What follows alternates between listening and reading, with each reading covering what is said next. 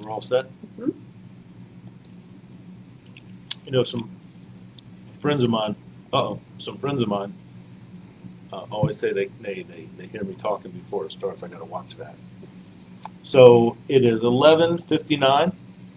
Good afternoon, everyone. This is our April chat with the chief. I look forward to these conversations. We kind of set these aside that I can have just some interaction with the community. You know, I'm used to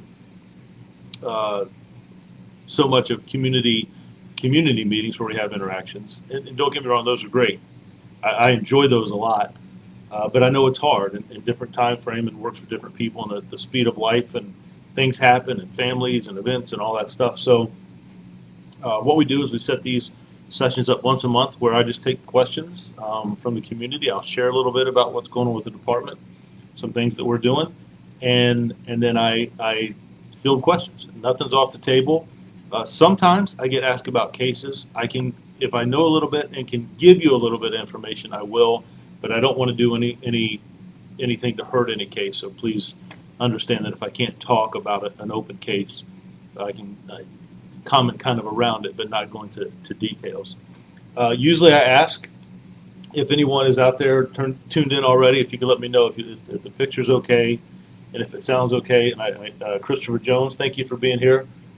Yes, I appreciate that. Hope all is well.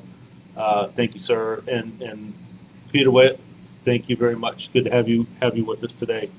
So yeah, if somebody just let me know that the sound's coming through okay and the visual, besides my head, if the visual's okay, just want to make sure. Sarah's working with me today. Um, and my disclaimer is I'm not allowed to touch anything or move anything, so it's not me. But I just appreciate those that take a little bit of time this afternoon. We'll do this again at 6 o'clock this evening. So it is recorded. There'll be some a different time frame, so that if you can't unable to tune in or talk with me this afternoon, we'll be back. I'll be back at 6 o'clock. Kim Poe says picture sounds good. Thank you, Karen. Thank you. Perfect. So what I like to do, we set this time aside. I'll share a little bit with you what's going on with the department. As questions come in, I'll try to stop and answer those. Now, sometimes, if I'm right, Sarah, sometimes when a question comes in, it'll skip. The page will bump.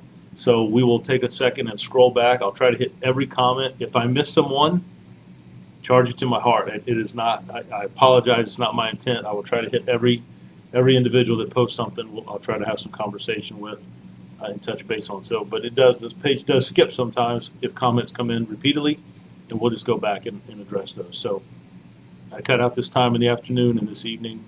If you can be with us, great. If you're only able to stay a little bit, I understand. It is recorded, and then again, we'll do this again at 6 o'clock. So, Ms. Parker, thank you for being. Karen, thank you. Johnson, good afternoon. Chief Drew, thank you for. Ms. John, thank you so much. There's a lot of people that will call or email in and just talk about our church is praying for you. We're praying for you, and when I say you, I mean the department, the city. That goes a long way. I am a man of faith. So I appreciate that. I think that community that joins together, the faith leaders that we have in our churches and the denominations, just knowing that they're taking this department and safety in the city in prayer, I think that's very, very valuable, and I'm very, very thankful for that. It means a lot. Is it Jane? Am I reading that right? Jane, thank you. I appreciate that. That means a lot. Now, I will tell you, we just finished, right before this meeting, we had our use of force review board. That's where we have 9 individuals, 5 citizens, and 4 sworn officers, and they look at the use of force from the month prior. So what happens is the officers are here, and they will talk about the situation that occurred, what force they used, whether it was an OC spray, whether it was some type of physical force, a struggle, a taser deployment, pass baton, whatever that situation might have been, and then we show the video, and then that board of 5 citizens and 4 officers vote. So it's citizens and officers coming together. They can ask questions. Our training division is also in the room, and it was really good. We had a retired school teacher today. We had an individual who's a stay-at-home mom. We had an individual that works in a secretarial type of function, administrator. It was just a good group today, as well as an officer, a sergeant, a lieutenant, and a captain. So we watched the actual body-worn camera footage, and they can ask the officer questions. They can ask the training division questions, and I help facilitate it, but I don't vote.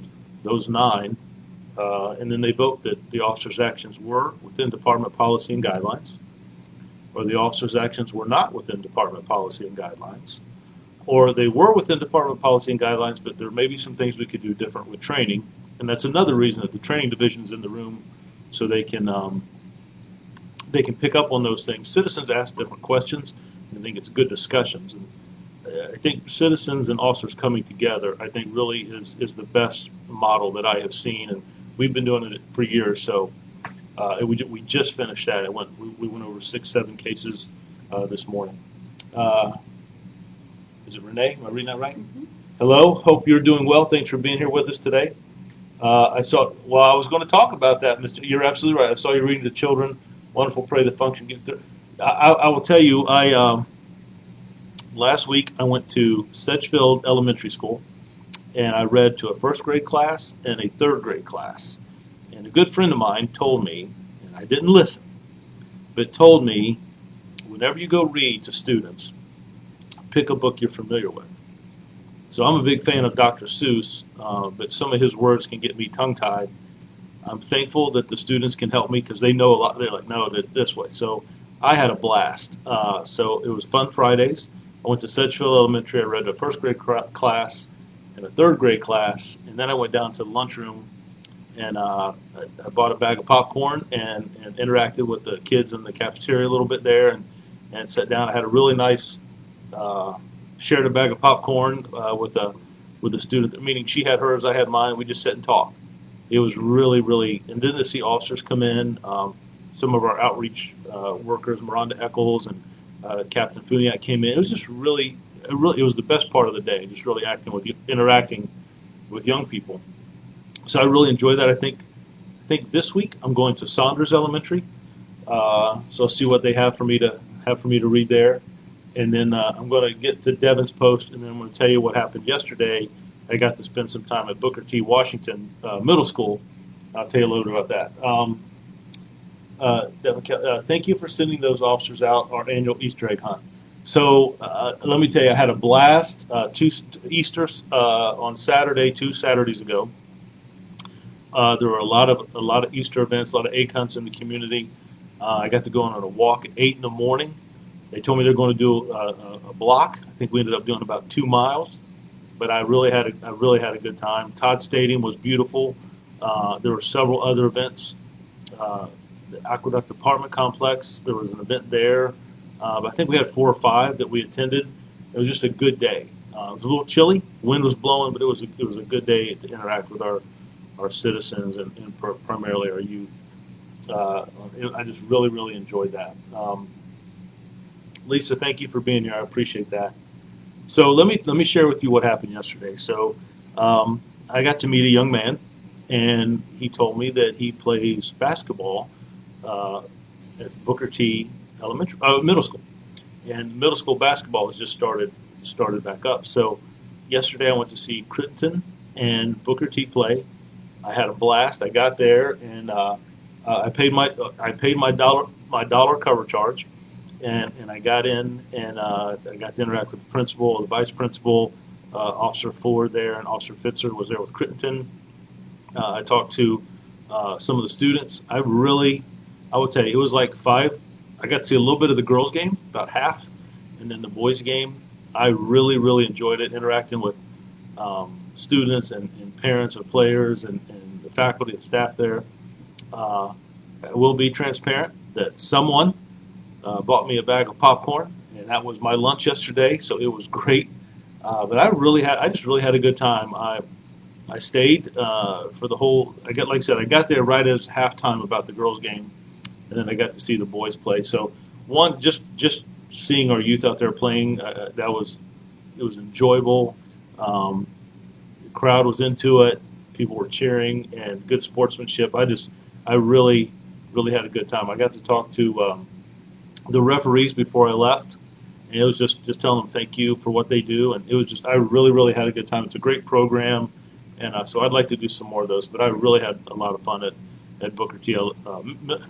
Keep saying elementary at middle school yesterday, and the basketball program was really good. Cameron, how are you doing, my friend? Cameron, it's 12:09. Aren't you supposed to be in school? Maybe you are in school. But Cameron is one of our young adult police commissioners, and he's also going to be one of our guest speakers coming up at an event we have here.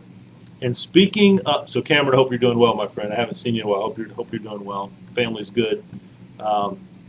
Speaking of events, well, I've got that on my mind. Thursday, April the 27th, my friend Pastor Maxwell has been very gracious to host us at New Beach Grove Baptist Church at 10 a.m. on April the 27th. That's next Thursday. We will have our promotional ceremony. There's individuals that we promoted a while back and just recently that they have not had their promotional ceremony yet. So we will do that. We'll talk a little bit about leadership, about what our expectations are in leadership in our organization, how it pertains to the officers and civilians that we're responsible for, and how it pertains to the community that we serve, and what are the roles and responsibilities, and how important leadership is, especially at that first line level where you deal with the most of the manpower. You get firsthand exposure to things, how important that is. So I'm looking forward to that. I want to invite the community to that. It's at 10 a.m. at New Beach Grove Baptist Church, Pastor Maxwell's church, up on Warwick Avenue, and it'll Thursday the 27th. So I'm really excited. Those officers worked hard. We promoted a lieutenant, several sergeants, some civilian positions. So it's going to be a good morning. I look forward to that. Our academy class that's currently in. So we just graduated one about a month ago. They're in field training now. And then we have an academy class of 23 recruits that are in right now that will graduate in August. And we have a smaller class that we're going to start in April, the end of April, the end of this month. It'll probably be around 16 or 17. That's a smaller class. And then we're going to turn right back around and start a class in August. And that class, our goal is going to be between 30 and 40. That'll be one of our larger classes. We've got a little bit more time to staff that class. We had a couple people, recruits that were set to go in class in April, and they've asked could they go to the one in August if they had some vacation time and doing some family things this summer, and I get that. So, but we are hiring all the time. If you're interested in a career in law enforcement, and not just law enforcement, we have other positions: forensic technicians, property and evidence, records. There's a lot of different things in if you want to serve, or even if you want to volunteer. We just talked about our use of force review board that is made up of citizens and officers. We have volunteers that help us with our promotional processes. That's important. Just a few days ago, we did, over the weekend actually, we did an active shooter type scenario for one of the local churches here in our city, just going through about what to expect and how to be aware and have plans in place and what you would see officers do, how our response would be, and just dealing with security there. And that I think is very valuable. So we had a good time there, and I want to thank the officers that put that together. There's a lot of work that goes into that, but I think it is very valuable the time that we do and spend. I hope I got to see a lot of citizens at the bike races over the weekend. Friday night, I went down. That was the speed trials down around just behind City Hall. Just these bicycles and athletes that, I mean, it was like, man, it was just unreal how fast they were going and the speed, the trials. So that was Friday night. And then Saturday, it was more of an all-day event, the Criterion, multiple races, multiple brackets. So it was probably down there from about 2 o'clock till 7 when I finally left. And I think it went to about 9 or 9:30. But I really enjoyed that. They were here last year. The event was bigger this year. I got to talk to a lot of the racers, a lot of the teams, a lot of the sponsors. I want to also thank the officers that came in and worked, not only just Friday night, but Saturday as well. Saturday was a much longer event. They did a great job. So I really appreciate the officers that Lieutenant Webster put a great plan together. just worked out really well. So I enjoyed that. It was a good way to interact. Catch up here a minute. Miss I was excited to join the Citizens Police Academy, but it was, Miss Johnson, we did have to cancel that. We didn't get enough individuals for that class, so we will do another one. There's a senior Citizens Academy I think I'm going to go speak at this week. But the normal Citizens Academy, we had to push that back a little bit because we didn't get the number of individuals this time. I think the last class was 17 or 18, and we didn't get a big turnout. So we just wanted to reschedule that when we could do more people because of the resources that we bring in to do that. Chris, any mentor programs? Yeah, so Chris, when you ask me, are you asking, do we have opportunities, or are there any programs we do that mentor? So we have a community youth and outreach division. That's made up of our SROs and community officers, outreach programs there. We partner with a lot of different entities, the Boys and Girls Club, some of our faith leaders, groups there, recreational sporting events. But it was something that if you're asking, Chris, if you want to mentor, that's probably who I'd get you hooked up with because we're connected to so many other resources. So just want to make sure that if you're asking, hey, I would like to be a mentor, or are there any programs that you know of that maybe somebody could take advantage of? But I would get you, I think Sarah's actually sending a message to you right now. I think she's actually sending you a message right now with an email address. They can get you hooked up with the group that do that. We created that whole division about 4 or 5 years ago, community youth and outreach for that very purpose. So that's a great question. Sharon, all right. So Saturday the 29th, not this Saturday, but next Saturday, round 2. It's a rematch. A year ago, we played a softball game with the United States Army. I can tell you who won that game. I felt pretty good about that. So this year, it'll be a rematch. It is on Saturday the 29th. I'll make sure I'm reading that right. The game's at 9:30. We'll start getting there around 9 o'clock, or getting warmed up and loosening up around 9 o'clock. We'll be playing that softball game up at Stony Run, the softball complex up there at Stony Run. So it'll be the police and the Army. I think all the contracts have been signed. I know the pitcher, Don Grayhouse, his contract has been finalized. And Chris, thank you, my friend. I appreciate that. And Assistant Chief Creswell and Captain Spencer are holding out a little bit, but I think they should get those contracts signed. We sat down and had some mediation and their requirements. One wanted a padded seat on the bench, and the other one wanted a new pair of batting gloves. So I think we've got those accommodations made. We have probably one of the most charismatic catchers that I've ever seen. Officer Reyes will be there, and he, if anything, it is worth the price just to come sit and watch him and his technique behind the plate. And I use technique loosely. It's like something you have never seen, and you will never, ever forget. He may, you know what? I can't even describe. He makes that whole experience worth it. But no, there's no charge at all. It's a fun event. We'll be interacting out there, and I look forward to it. But that's on the 29th. Captain Allison Funiak put that together. It was a great event last time, and I look forward to I look forward to having that game again and sitting there and cheering our team on. But just good camaraderie and good relationships. But I do invite the community out. We even had some of the young adult police commissioners come out and take part, play a little bit, and interact. So it's just a good day. We have a great relationship with our military institutions.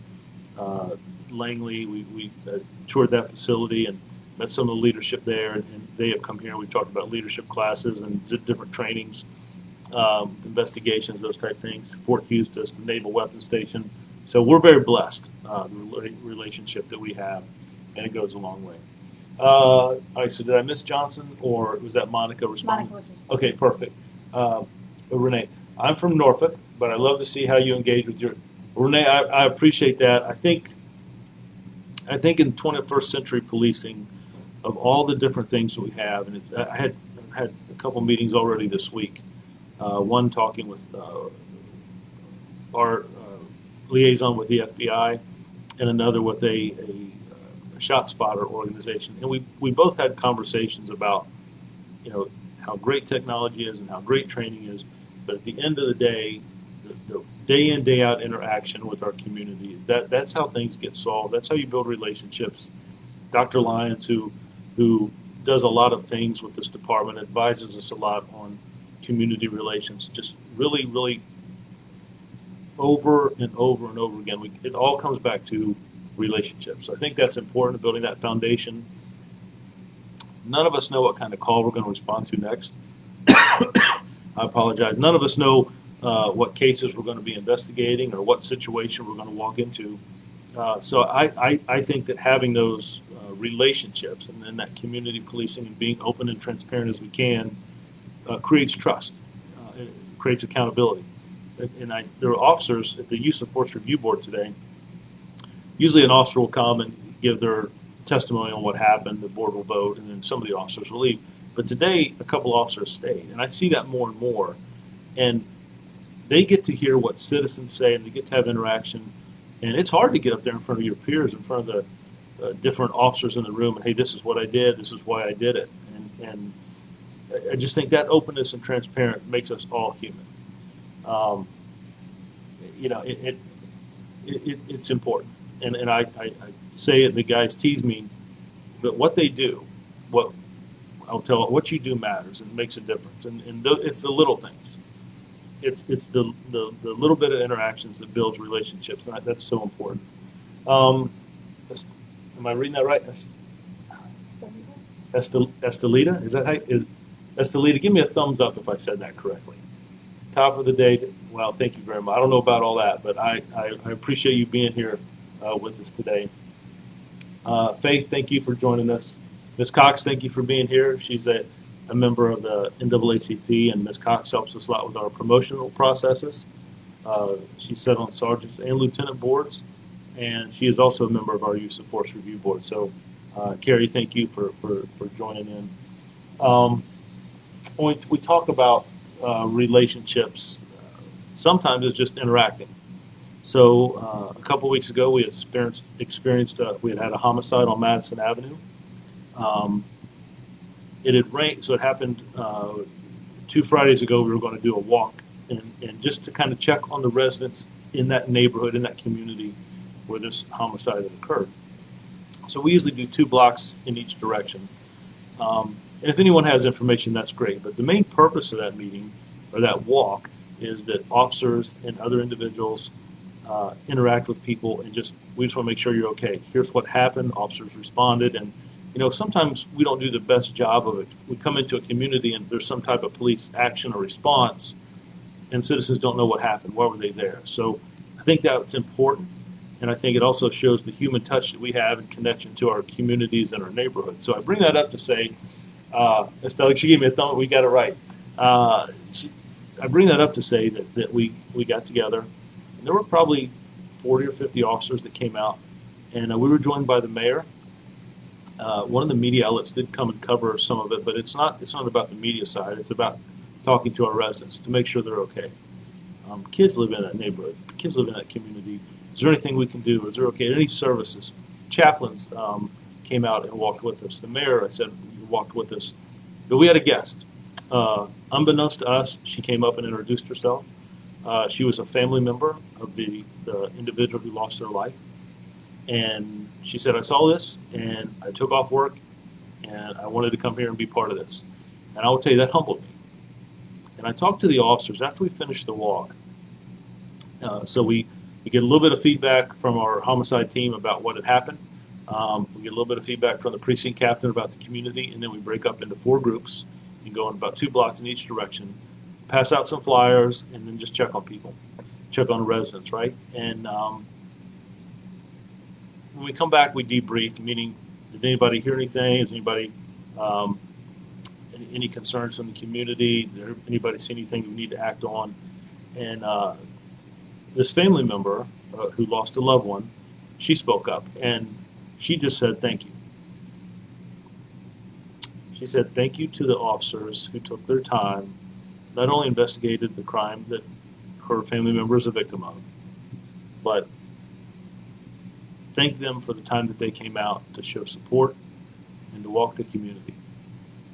And I will tell you, it's one thing for officers to hear that from me, but there is no better training on human relations and humanity than to hear that from a victim's family and telling officers thank you.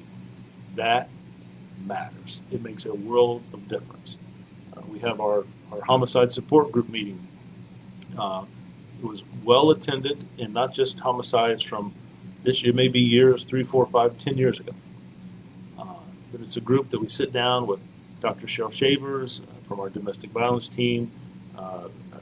Chaplain Dr. Cherry is always there. We start out with a prayer or a moment of silence, and we just have conversation. And people uplift others. They help people get through birthdays and holidays and events. And they talk about their loved ones. They say their names. And some cases have already come to court, and some have not. Some are solved, and some are not. Some are still open. But it's a time for people to get together and build each other up. And I see individuals who struggle. I see individuals who get up out of their chair and go hug other individuals who've lost someone. We talk about gun violence. We talk about youth. We talk about conflict resolution. We talk about faith. But that is just a strong group. And I will tell you, one of the mothers of a victim who lost her son talked about this is a group where I come and other people have experienced the same thing I have, and there's a bond there. So it's very, and I bring that up because also in that meeting, myself and Lieutenant Fish and Captain Petrosky and Assistant Chief Creswell, but there's also officers and homicide detectives, aggravated assault detectives that attend those meetings. And although we're there a lot for support, you can see how the comments and things that are said affect those detectives. I think we have one of the best investigative divisions in the state, not only because of talent and technology, our forensics and our things that we can do with phones, but because of how people bond with those families who've lost loved ones. And that just to me, that connection matters. Renee, our former chief of police, Chief Boone, changed my perspective on how I view law enforcement as a whole. He taught me that the majority are really decent officers. Unfortunately, there will be a bad few apples in the bunch. The uniform in general was a trigger to me, but with his support, I have grown past that. Well, Renee, I'll tell you, Chief Boone, I've had several lunches with him. I've talked with him. We've worked together on some things, had some really good conversations. I will tell you a couple things. Because this badge and these patches that we wear, we're not any different than anyone else. Not really any different than any other profession. We're people. We have families. We have our faith. We have things in the community, things we enjoy. This badge and these patches, it doesn't mean that we're better than anybody else. It does mean that we're held to a higher standard. And that's okay. We accept that. But the challenges that we face in this field, in this career, the things that we see, things that officers are exposed to, and like any profession, everyone's not going to be, you're going to have those that fall short of what this profession is really about. But I'm telling you, I see officers interacting with youth. I see officers interacting with families who've lost loved ones. I see officers responding to traffic accidents where people don't get up and walk away from. I've seen officers hug each other at scenes.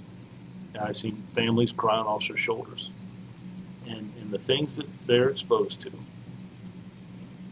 then they go home and get some sleep and come back and are expected to do the same thing again. And then to go from call to call. I think that's important that we not only recognize the challenges that law enforcement face, because for so long we really didn't like to talk about it. Oh, all right, you saw you saw this situation, you saw this crime against a child, you saw this incident, you saw this horrible accident. All right, now make sure we go handle these calls. You know, the health and wellness of our organization matters. The health and wellness of the men and women who do this profession matters. The sworn and civilian both, right, that are exposed to the hardships of this job profession.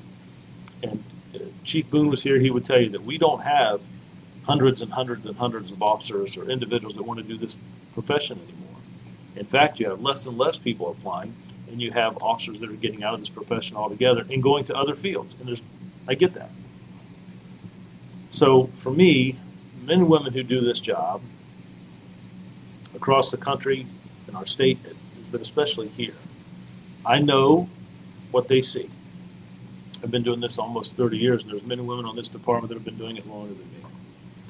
But I also know what they give up. It's not a Monday through Friday job, 9 to 5.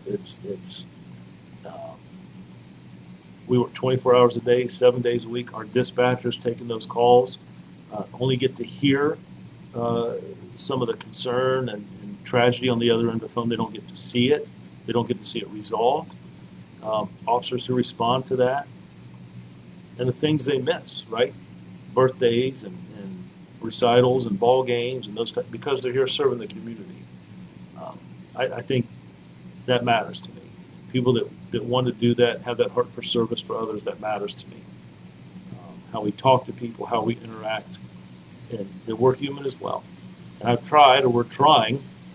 Lieutenant Churchill does a really good job, and he's developing and working with the department of this health club or wellness club that does activities, whether some might like to go biking or hiking or swimming, or whether it's some type of jiu-jitsu or something along those lines, going on a walk, whatever it might be. Just getting people out engaged, softball, basketball, getting people engaged, those things matter. But no, I your comment about what Chief Boone shared with you, that's important, and I appreciate that. All right, so I did, Renee, can you scroll up just a little bit? And I think the uniform is just journalism. I got that, right? Yeah. Can you hit see more? Did I miss anything?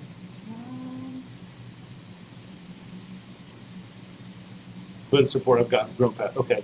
And then, hello, Chief. I appreciate what you're doing. Great today. Is there any police academy soon? So, yeah. So, like I said, we have an academy starting at the end of April. We will be hiring for the academy in August. And that academy, I'm looking to put between 30 and 40 people in there. So, I'm hoping to have about 35 in that class that'll take place in August of this year. Audio problem. Is that something? Anything has changed. I wonder if it's on your end. Dora, let me know, or somebody else are we still coming through okay? I'm seeing some posts come through, but I have one post from Dora that says there's an audio problem. Just want to make sure we're okay there. Ms. John, there's good and not so good in every walk of life. How true that is. I must truly say that I've not seen anyone like your team officer since I've been in this world. May God be with you. Praying for you like you to arrive to be. Wow, Ms. John, I appreciate that. I am very fortunate, but I'm also very humbled to work with such great men and women, sworn and civilian both. Whether it's Kelly and her team here in media relations, Sarah and those that Matt spend time and come out to scenes and work with the media, our detectives, our forensic technicians, officers who work all 3 shifts around the clock, those that come in on their day off. We're going to talk about an abduction that we had here over the weekend. Those that work behind the scenes are again, our dispatchers. Last week was dispatcher and 911 telecommunicator week. So we spent a lot of time with them, and I really enjoy it. I have to tell you a story. They put me to work, scared me to death. But people who work around the clock, right, and forensic technicians who process crime scenes, and our crime analysts who try to uncover trends and patterns. I am very, very blessed, and I tell the city manager, city council often, thank you for allowing me the opportunity to work in such a great city with such great people, and it's truly very humbling to see the things that they do, that we all do. It's very humbling. So thank you for that, Lisa. So sounds like it's okay. We're okay. Good. Michaela, hey, how are you? Hey, Chief, hope you've been doing. It's been a while. It's been a while since I've seen you. I hope you're doing well and things are going good for you. Michaela was another one of our young adult police commissioners. Um, and let me tell you, so just, I'm going to come back to that because I want to hit that next question. If we apply now, are we going to get pre-hired or we have to wait until August? So I will tell you, we do pre-hire if you qualify for that. I don't want to wait just because we have a class in August. I don't want to say, hey, come back in August and let you kind of dangle out there. I don't want somebody else picking you up, right? We want you to come to this department and work if you want to get into law enforcement and this is the department that you choose to be with. Yeah, so we do have the ability to pre-hire, and I would encourage that. If this is something you want to do, we can get you some exposure to the different parts of the department until the academy starts, and we pay you what we'd be paying a police recruit. But we're looking for good people. But I'll tell you, the final stage is where you sit down and we have a one-on-one conversation. And I'll tell you what I'm looking for is men and women who have a heart for service, men and women who care about their community, who care about youth, our neighborhoods, our communities, community policing style and engagement. We do, the academy's 6-7 months long. I've added some different classes. I want to add a class that deals with psychology. I want a class that deals with sociology, the study of the community. I want a class on history that talks about the city of Newport News and how do we come into existence. How did the shipyard develop? It's one of the largest employers, if not the largest in the state. But that's important. Psychology, how does the mind work? People learn differently and learn and respond differently to different things. All those things are important. So we're still going to do the classrooms and the laws. We have to, but there's other things that I want us to understand as well. So when I talk about, when you ask that question, yes, we will pre-hire people and have you get ready for the class that would start in August. I don't know if you're familiar with Terry, thank you for the sound update, perfect. When we talk about the Young Adult Police Commissioner Program, that is a freshman, sophomore, junior, and senior from every high school. And we meet every Wednesday. Papa John is out, Chick-fil-A is in. We have a really good time. We do some different things. We learn about debates, we do vision boards, talk about our community, we talk about law enforcement, we talk about equity, we talk about our city. I take them and ask them to do interviews with me. I take them on community walks with me. We have them sit down with the recruit class. Many of the police recruits are just a few years older than those that are graduating high school. And we have good conversations, right? What high school students want to see from officers. We also talk about what officers want to see from citizens and high school students. And believe it or not, they say it in different ways, but they both want the same thing. High school students will say, don't judge me because of my skin color. Don't judge me because of where I live. Don't judge me because of my situation. If you see me, treat me with respect. Say hello to me. Wave to me. There's one high school student. I love her to death, and she says, "If I wave to you, I want you to wave back." And that sounds very, very simple, but there's a lot at weight in that. Just that, I see you. I see you. The recruits, what do they say? Don't judge me because of what you see in other departments. Don't judge me because of a uniform. Judge me for me, for an interaction that you have with me. They say the same things, but I don't know in schools or in law enforcement, in our academies, I don't know if we do enough teaching on how that comes together, how that should happen. And my friend Mike Coker, Department of Criminal Justice Services, he sat in on some of those sessions, and he's talking about taking that up to the state and having some other state officials come here and look at that program. Because really, building relationships is where we struggle the most, I think, in law enforcement as a whole. And here in our culture, we're trying to develop and continue to push and push and push. It's not just one big community event, and then we're done for the year. It's every single day. It's every single day. I want to share with you, if you've ever been to one of our police graduations, I want to share with you what happened at our last one. David, Chief Drew, do you have officers patrolling on motorcycle? So David, I will tell you, our motorcycle division is not where I'd like it to be. We have officers trained on motorcycles, but right now, because of some staffing issues, our traffic division, I've absorbed that in our K-9 division back into patrol because of some staffing shortages. Now, if you heard me talk a little bit about, we've got a class of 23 that are going to graduate in August. We've got a class of 16, 17, 18 that are going to start at the end of April. And we've got a class of 30 or 35 that our goal that will start in August. Two of those classes, one will graduate in August, the other one will in November. That class that graduates in November, those positions should help me get some K-9 and some traffic back into its standalone division. Traffic enforcement is very, very important. Our K-9 program is very, very important. But right now, I've got to make sure that I got people enough to answer calls, right?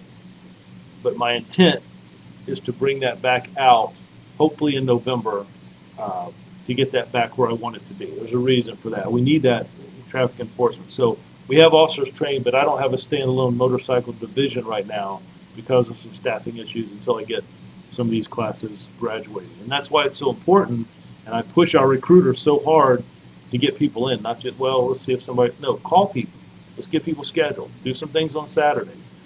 We've had, one of the things that's been successful for us is our multiple events on one Saturday afternoon where you come in and do the screening, the written test, the physical agility, evaluation there, an interview, all those things. So you don't have to keep coming back, right? If you try to get that done in one clip.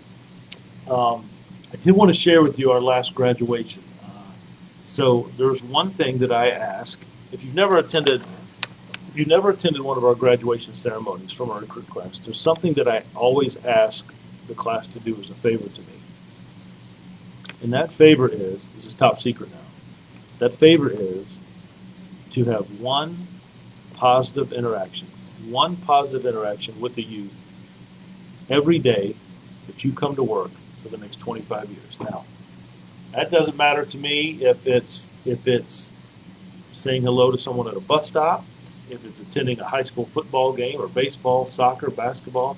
It doesn't matter to me if it's just stopping and talking to someone, checking on someone. With one positive interaction a day, 30 minutes, 5 minutes, it doesn't matter. One positive interaction a day. So I usually ask one of the recruits to stand up and explain that or say that to the audience that attends graduation. But our last graduation, the young man that stood up and said that, I asked this class for a favor. Can you share it with the audience? And he did, and then he paused. And I said, do you have anything else to say? And he said, yes. And he said the same thing, one positive interaction with the youth every day, but he said it in Spanish. And we are two things we're really pushing right now is to bring in more Spanish speakers. Nothing against Rosetta Stone, but to bring in more Spanish speakers into our academy on day one. And I also want to recruit more women in law enforcement. It's all kinds of studies out there, the differences between men and women. I'm not going to go down that road, but women bring something very, very unique to law enforcement. Usually use of forces are much less with women. The de-escalation comes a little bit quicker on the female side. Not saying they can't be physical. They can. They hold their own. But I want that. We've entered into an agreement to try to have 30 by 30, meaning that 30% of the police department would be female by the year 2030. I think we're on a good track. I think we're somewhere around, the average right now is about 14 or 15%. We're hitting about 21% right now, the last time I looked. But our goal is to be at 30% by 2030. I think that is a lofty goal, and it's, I need more women on the department, and I need more women in leadership roles. So that's something that we're trying to develop and strive for. Lisa, unfortunately, some of my interactions with officers have been a tad, let's say, rude. I understand being impartial in all situations, but you can be professional. Yeah, Lisa, I would agree. We're human. We're not, and I should have said that sooner. So let me hit that right there, Lisa. It's great. Let me. Just because we wear this uniform and these patches, it doesn't mean we're better than anyone else, and it doesn't mean we're not going to make mistakes. We are. I think how we improve is that we try to lessen those mistakes, but when we make them, that we own up to it, that we apologize, that we say, it's okay to say that we're sorry, and that starts with me. If we haven't provided the best service, I'm sorry for that. If we something we didn't respond to quick enough, I'm sorry for that. We want to do the best that we can. We should be better today than we were yesterday. And I can tell you from 30 years, we're doing more today in law enforcement than we ever did. But we also should be better tomorrow than we are today. So we continue to train. That's one of the things we invest with. We're getting ready to get a brand new academy in our department. We're getting ready to get a brand new North Precinct. And I want that training. If we get a state-of-the-art facility, that's why we're going to start bringing in some of these different classes, not training the same as we have before, just doing some more. They have done a great job with, as opposed to train. All right, we finished that. We passed that test. On to the next training category. We passed that. Now we're building blocks. So we're bringing all of those together when we do our scenarios, and whether it's report writing, or we've incorporated CISM training, CIT training, dealing with autism. That's a lot. That's a lot. All those disciplines, people have plaques on the wall. They go to school for 4 years. You get degrees on. We're giving officers a little bit of training and expecting them to do it because they're the ones that are here 24 hours a day, 7 days a week. And I've seen officers get spit in the face, called every name under the sun, get called to situations where witnesses see what happened, but they don't want to come forward. And I understand some of those situations. But this job is hard. It is hard. We had a conversation with an officer that got frustrated with a business not too long ago, and we had to sit down and have a conversation about that. And they accepted that, and some apologies have been made, and that's the way it should be. But we will make mistakes. I don't know that any chief will sit in front of you and say, hey, we're going to get it right 100% of the time. We're not. We're human. But what we do have to commit is we're going to try to continue to do better and lessen the probability of that happening. So that's a great point. On a personal note, is your supply of Narcan good so each officer has 2 at all times? Lisa, I can't tell you that for sure. I know we rely a lot on the medics. Officers do have access to Narcan, but if every officer has 2 at all times, probably not. How that's stored and kept, maintained, there's some regulations there that we need to make sure of. I know that we rely a lot on our paramedics, but we do go. I was looking at our overdoses. We talk a lot about crime and crime trends and patterns. The other thing that we look at also is our budget, and we also look at overdoses, right? We also look at how many suicides this year compared to last year, how many overdoses, and we do have some deaths. We haven't got toxicology reports back, but right now, I was looking, and we're about the same track this year where we were this time last year on overdoses. Fentanyl we know is a problem, whether it's in its own form or it's put in with cocaine, heroin, or marijuana. That is just a huge problem, the addiction there and the deaths that are associated with it. So that's a great point. Try to talk to those individuals and our response. But yeah, that's a great point. That is an issue not only for us. In one of the conversations, we talk about issues every Monday and Thursday. And are you seeing a trend in our area, Newport News? Are you seeing the same thing in other jurisdictions? And they're kind of seeing the same thing in the Hampton Roads area about issues with overdoses and those type things. So, Tia, hey Chief Drew, how many officers do you currently have, and how many do you still need? So, Tia, I will tell you, we're authorized 472 officers in Newport News, 126 civilian. Every Monday, I get an update on where we're at. We're currently about 40 officers short. Now, remember, that's 40 officers that are not here. I'm not giving a paycheck to. If you look at 23 officers in the academy that aren't on the street yet, the 16 or 17, 18 that are going to start in April, 23, 33, that's about 44 on top of the other 40. That would be 80 officers that I don't have on the street that I should have, right? Then we're not talking about those that are on military assignment. We're not talking about those that are injured or light duty or those that are out on administrative leave. So all those numbers are relevant. We have about 40 positions of new people I could hire and give a paycheck to. but it takes us about 7 or 8 months in the training academy before they're ready to be on the street. So that's why every individual that works here matters. We want them to stay and continue to invest in our community as we continue to invest in them. But right now, if the media asks that question, that's how many officers we're short. But that doesn't say how many officers are not on the street that I'd like to have out there. It still takes a while. And that number is always fluctuating. But right now, we're about 40. I got that report from Chief Hires yesterday morning. That's a great question, Tia. Thank you. I also would love to share the DEA billboard on the local victims of fentanyl poisoning. Yep, it's a good point, Lisa. And I'll tell you, I don't know if you saw that this Saturday is the DEA law enforcement prescription drug take back. So prescription drugs that people have in their cabinets or that are out and about, that are outdated, or they no longer use, that they can bring those to 3 locations in our city. Riverside Hospital is one. The Walgreens there at J. Clyde Morris and Jefferson, and then the emergency room up there in Port Warwick. So those three locations, there'll be DEA agents and police officers that are accepting prescription drugs. They'll all be destroyed, and it's a place you can turn them in instead of just throwing them away. And maybe someone goes through the trash or through a dumpster. But that drug take back is this week. Did I miss one before, Ms. No. Johnson? Or are we good? Renee, I had an officer ask me to look inside his uniform and see him as a normal person. Wow, during an emergency, and I just couldn't because of the trauma I've experienced from. I understand. I felt bad after and sent out an apology. Wow. He was really nice, but at the time I couldn't see past that. I'll tell you, Renee, I appreciate you sharing that. Excuse me, it's okay. I can't type either, so it's perfect. So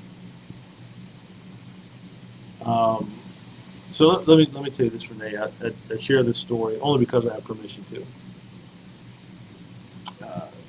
We had a tragedy at one of our elementary schools early this year, and the students were out for a while, and they went back to school. I saw a mom bring her daughter to school, and they were both kind of teared up. And we were there the first day back, shaking hands, encouraging students, teachers back to school. And I parked my car about a block away. So I walked from the school, and the hallways were cleared out. I walked from the school back to my car, and I saw that mother walking. And I just stopped. I did stop in the middle of the street in the neighborhood, but I stopped. And we just shared about 5 minutes. We hugged each other, and she shared with me that her daughter was a little apprehensive of going back, and she was feeling some kind of way. And we just shared, like I said, 5 minutes. We didn't talk again. A week later, I got an email from her. And you know what she said to me? I still have that. It's something I will keep. She said, thank you. Thank you for taking the time. That moment helped me.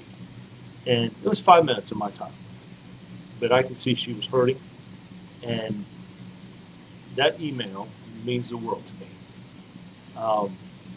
I invited her to our recent graduation. I didn't know if she would come or not. I didn't know about her schedule. But my message to the recruits were, those little moments matter. And I will tell you, she snuck in there. She was sitting towards the back. I thought it was her, but I wasn't sure. And when I called her name out, she raised her hand. And her taking the time to come to that recruit graduation, that's a message to the recruits and also the men and women who wear this uniform, that those little encounters, you never know the impact they make. I don't want to say her name, but I'll tell you, that's my friend. And she matters. And that moment, that's something I'll never forget. That email from her and how she wrote that 5 minutes made her feel. Just her taking the time, I really appreciated that. So I totally understand. Lisa, I know you.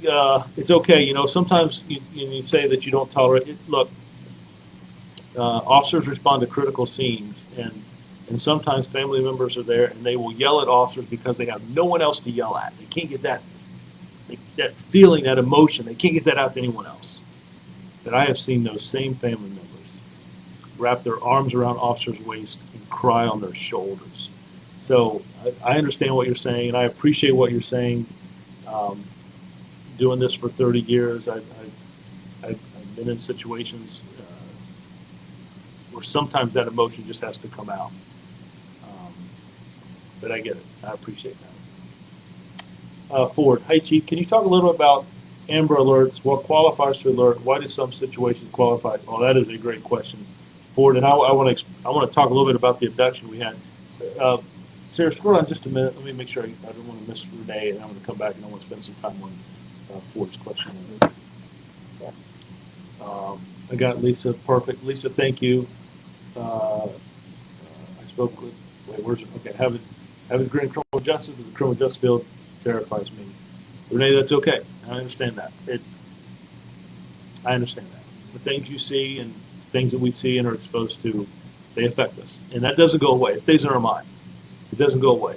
We have to learn how to deal with it and suppress it, how to not internalize it and get it out, whether it's through your faith or whether it's through going to a gym or whether it's through a group or your family. You can't keep that stuff inside because it'll eat at you. It'll eat at you. When we talk about health and wellness, that's a great point. There's a lot in our city. Yes, Lisa, it is absolutely. Katie, I always appreciate these chats. Thank you for your time. All right, so let me go back up to Ford. Katie, thank you for that, by the way. There's more coming in. It's okay. Okay. Do you want to look at the other ones first? Or? Yeah, let me, because I'm going to spend some time. Ford has I really want to hit that. So scroll down just a little bit. Is that Tia? Yeah. Do the officers you have included as active officers involve those on the Brady list who are unable to exchange and control police duties that may require court appearances, integrity issues, officers receiving? So what I'll say to that is those officers that are on that list, there's other assignments they can do, whether it's administrative tasks, transports, other assignments that we have in the department. Some that we cannot use, that we just can't use in law enforcement anymore. But there are some, depending on the circumstance, that we can use in other areas where they're not testifying in court. Angela, any thoughts on moving graduation to evenings? I would love to come, but can't because of my work schedule. So thankful for you. Angela, that is we go back and forth about that all the time. I'm telling you, we have those conversations all the time. Is it better to do it in the morning or is it better to do it in the evening? And I don't know the answer. Sometimes it's, we try to do most of our graduations at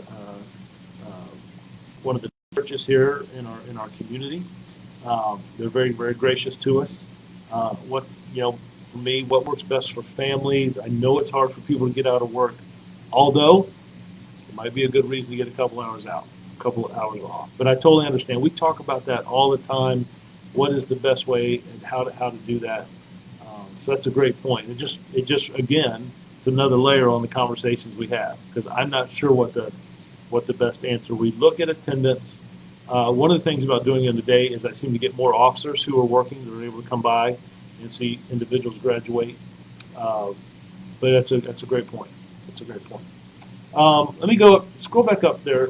Ford had asked a question about the Amber Alert, and I wanted to touch base on that. So we had, just giving a little bit of background, we had an abduction. I got an early call Saturday morning. We had an abduction, without going too much into the case, but it was in the media. We had an abduction take place, non-parental, non-parent, a parent, but who did not have custody, non-custodial parent, picked up her child from a location there and took her out of state. Now, an Amber Alert is put out by the state police, but there are criteria. And one of the things that we're going to do is we're going to post the criteria in our Facebook post here shortly. But we do get asked that question sometimes. At the end of the day, we have to be able to show that individual who's gone missing or abducted is in danger. So let me read a couple, and we are going to post this today. So I'm going to try to read it verbatim here, but there's criteria that law enforcement agencies have to reach. And some of that is so that we're not putting 50 individuals out there and citizens look, I'm not even looking at that. No, here's one, and here's the criteria. right? So here is the criteria for an Amber Alert to be published by the state police. There is a reasonable belief by law enforcement that the abduction has occurred. So do we have a true abduction more than just someone saying, hey, my child's missing, I think they've been abducted? We have to do some background, and we have to be able to show that we've done some of that investigative work. Second, there is enough descriptive information about the victim and the abduction for law enforcement to issue an Amber Alert to assist the recovery. So we have to have more than just, it was a child with brown hair and 5 years old. There needs to be more information. There's certain information we need to put out. The child's name and other critical data elements, including the child's abduction, and have they been entered to NCIC already? Have we put that in the system? We have to be able to show that that the law enforcement agency believes that the child is an immediate danger of serious bodily injury or death. There's a reasonable belief by law enforcement that an abduction has occurred. We talked about that. There's enough descriptive information. We talked about that. That the abduction is of a child aged 17 or younger. That the child's name and other critical data elements included. Those things have to be met. So we don't just call up the state police and ask. So there's some things in our abduction. The first thing we did is we had some addresses in one of the surrounding jurisdictions. Two, actually. Two addresses in one jurisdiction beside us and one address in a jurisdiction just north of us. So we sent officers and detectives to those locations. Then we started getting the information. And because we believed we knew who the individual was that had taken a child, we had to do the research of what is the immediate, intimate danger that child is in. So some of those things take a while. What vehicle description, although that vehicle changed, we were able to determine later on. But I will tell you, men and women came in on their day off. Officers responded, detectives responded. I was getting updates almost every other hour. We contacted the state police. We have a great relationship with them. They put out the Amber Alert about Briella. We were able to get some vehicle information, although it changed. Some license plates had been moved around. But by using the investigative skills, the drive of the detectives who came here and didn't go home until she was found, the technology that we have invested in, and the technology that we've paid for officers to have training in, and then our relationships working with the FBI, the state police, and our friends in Tennessee and in Georgia who actually made the traffic stop, we were able to have a good result. Meaning that she was found, she has been reunited with her father, her mother was taken into custody. We'll work with our fugitive apprehension team to extradite her back here to Virginia, try to understand why this happened, and then the courts, of course, will be involved. But those situations are hard for me. I think the last call I got from Assistant Chief Kresel was around 2 o'clock, 3 o'clock Sunday morning that she had been found. She was safe. Both individuals were okay, and that she will be getting back with her father and then working with the officials there. I want to thank the Sheriff's Department in Georgia for their response, those that citizens that called in Tennessee, here in Virginia. And we had her located and in about 16 hours from when that kidnapping occurred. Or I shouldn't say kidnapping, when that abduction had occurred. Not kidnapping, when that abduction had occurred. It wasn't a thing where mom rushed in and grabbed her by force and ran out. It was very, very low key. And we had to show that there was a danger. So, sir, that was a great question. I wanted to talk a little bit about the abduction. I wanted to thank the detectives, our federal, state, and local. I talked with the FBI, Mr. Dugan, a friend who works very, very well. I have a great relationship with Matt Ellis and his team, just offering any type of resources. But But I believe that cooperation skill set is what led to locating her, the technology we have, the training we have on that technology. It's expensive, but she's worth it. All of those that have been abducted are. Sometimes we'll get a call about, oh, there must be an abduction or a missing child, and I've had one where a young man got in an argument with his mom, got in trouble at school, and he left, and he was a couple blocks away at a friend's house.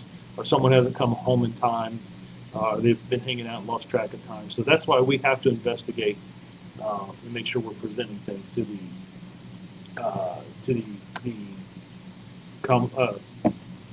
the state police when we apply for that Amber Alert. So there is criteria there, and that's not that's for all the departments here in the state of Virginia, and thresholds that we have to meet because we send them out all over. I was actually at the bike race when I saw the Amber Alert come out. I saw phones going off and citizens looking down, and it was good. Tia, should be terminated due to their limitations. Tia, I don't think you can paint a broad brush. I think you got to look at the situation and the circumstances and make that call and decision. Was it egregious? Was it a mistake? Was it in form of an investigation? There's not a broad brush for that, and that's a hard. Some, yes, absolutely, and some can we find work for them to do in administrative capacities, transport capacities? I believe so, but. For me, it's not black and white. I think you have to spend some time, just like any case, and what was the situation, what happened, what was said, was it misconstrued? But yeah. Is there Amber Alert always issued by? Yes, the Amber Alert is put out by the state police. That's who we have to send it to, and there's a package. I think it's a form, about a page and a half form that we show we have exhausted this. We've checked that we're able to articulate. We're able to articulate the danger and what that danger is, it just makes sure that we've crossed our T's and dotted our I's to make sure we've exhausted our efforts here before we take that to the next level. But yes, it is put out by the Virginia State Police. Yes, sir. That is a great question, Catherine. Unless you are. She's responding to. Oh, wait, what? Oh, okay, she's got Sheila. Ms. Parker, thank you. I will tell you, I could not be more impressed. I cannot be more impressed with what the officers, the response, and look, although I got a lot of calls throughout the night getting updates, the best call was the call from Chief Creslow saying she's been found and Briella is safe, Mom is safe, in custody, and the silver is being brought back to her dad, and that was the best call. So it was okay. It was a long night. I did catch up on some sleep on Sunday, or tried to anyway. But it was a good, just the way that people work together was really good. Bridget, why does Runaways qualify for so Bridget, we just went through, a runaway does not automatically qualify for an Amber Alert. An Amber Alert we kind of went through the criteria. We're going to post that, but one of the things we have to prove or show is that person is imminent danger, if you will. So no, a runaway does not qualify. And that is exactly why, going back to Ford's question, that's exactly why there are stipulations and questions and things that we have to investigate first before we send it. We're not just sending a runaway to the state police to put out an Amber Alert. We don't want to inundate that system. And sometimes people get upset, they leave or run away, go stay at a friend's house, and they come back. Don't tell mom or dad where they're at, and they may not come home from school and do something after school. So a runaway does not automatically qualify for an Amber Alert. There is a strict criteria that we have to meet when working with the state police.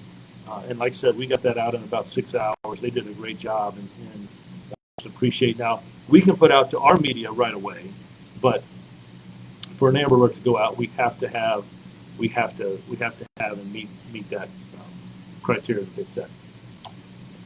All right, so we're going to go back. So I'm lost on my screen a minute here, Sarah. Yep. There we go. Okay.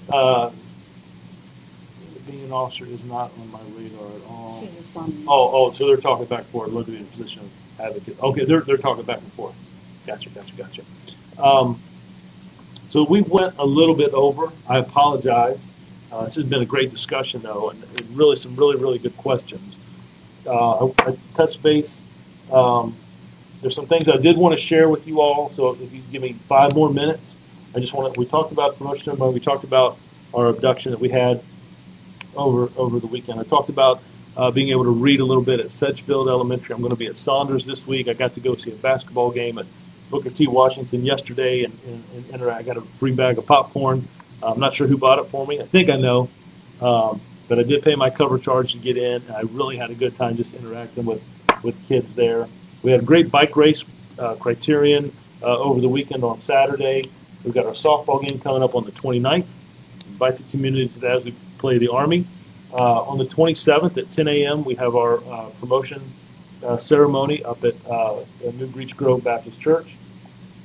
We talked about 23 recruits that will graduate in August. We talked about our recruit class that will start in April.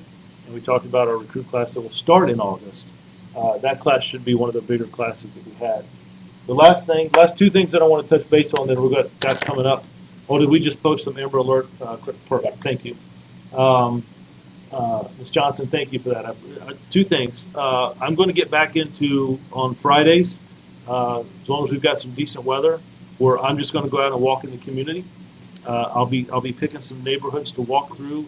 If anyone has a neighborhood that they'd like to see me come walk around 4:30ish, 5 o'clock, I'd go out and spend 30 minutes, 45 minutes to an hour. That's just, if people want to come out and walk with me, that's great. If you don't want to, that's fine. It's just for opportunities for me to get out and interact. But you're more than welcome to come up. We can stop and have a conversation, or we can walk a couple blocks together. But I'm going to get back into that. I may even do that this Friday. We'll try to post that on Facebook or social media platforms where I'm going to be. You will see here shortly in the next month, the precincts will start doing their community walks in neighborhoods. Care walks are after something happens, critical.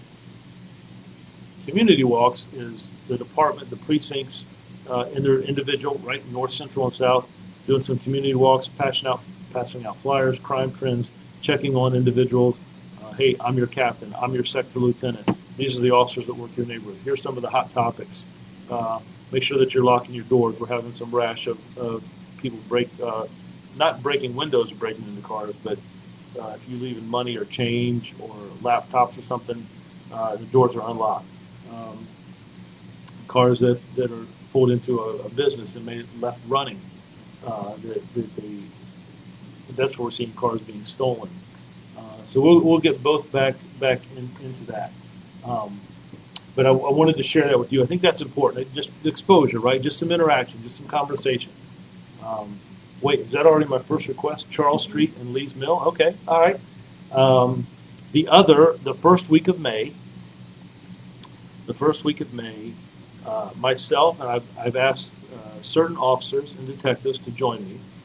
We're going to go to every high school. And we're going to do a panel discussion and just answer questions from our high school students. That's important. One, I'm exposing the department to young adults. 2, interacting with our students in our high schools. But it won't just be myself as the chief. I'll be bringing someone from forensics or someone from internal affairs, someone from special victims, maybe a domestic violence advocate, but maybe a canine officer, but officers from different, Spanish-speaking officers who do different things in our department. And I know sometimes it might be hard for a high school student to raise their hand and ask a question. So we'll let them do questions ahead of time on index cards, and then we'll also be interactive. We'll use our young adult police commissioners to help us facilitate that panel discussion back and forth.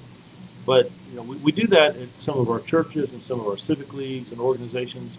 But I want to open up this department and expose us to questions from our high school kids, our high school students. I think that's important. I want them to see different aspects of law enforcement, different positions in this field, and address their questions. And then maybe share a little bit about why we do this job. How do we get involved in it? What are the challenges of forensics? How do you become a police officer? What does a special victims detective do? What does an aggravated assault, what does a homicide detective do, and how do they do it? What are the challenges of patrolling? Is it hard to be an officer on the midnight shift? A Spanish officer speaking to in Spanish to individuals who speak Spanish, right? That's a community gap we're trying to bridge. That's important for me. So I just wanted to share those two things with you. We're going to get back into doing some walks in the community and in those school forums. All of those are in the month of May, the first week of May, the first week, and we'll do all 6 high schools. So I'm excited about that and addressing some of the questions that students have. So like I said, I apologize. I went over. I look forward to these events. It's still a little hard to talk into this little round ball with a little blue eye in the center of it, but this is important. If I missed any questions, I apologize. Sometimes it skips. I tried to go back and hit most. I'll be back at 6 o'clock. We'll do this again this evening, and I appreciate that. Let me just take this a moment, I guess, and say to the men and women who do this job, sworn and civilian both, forensics, dispatchers, officers, detectives, investigators, background investigators, recruiters, I appreciate you. What you do does make a difference. It does impact lives. Captain Bradley said today, we talk about it. We don't always get invited to birthday parties and cookouts. We get called when people are struggling. We are not perfect. We make mistakes. And we pick ourselves up and continue. We are held to a higher standard. But can you imagine what society would be like if we weren't here? Men and women who do this job, you matter to me. And you make a difference in people's lives. And I am honored to work with you. Take care of one another. Look out for one another. Renee, thank you. And that last post right there from Ms. Carter, thank you for your service. Officers need to hear that. So I will share that with them. Thank you. Please be safe. I apologize for any posts that I missed. I'll be back at 6 o'clock, and we will do this again. All right? Take care. Talk to you soon. Thank you all for spending some time with me today. Take care. Yeah.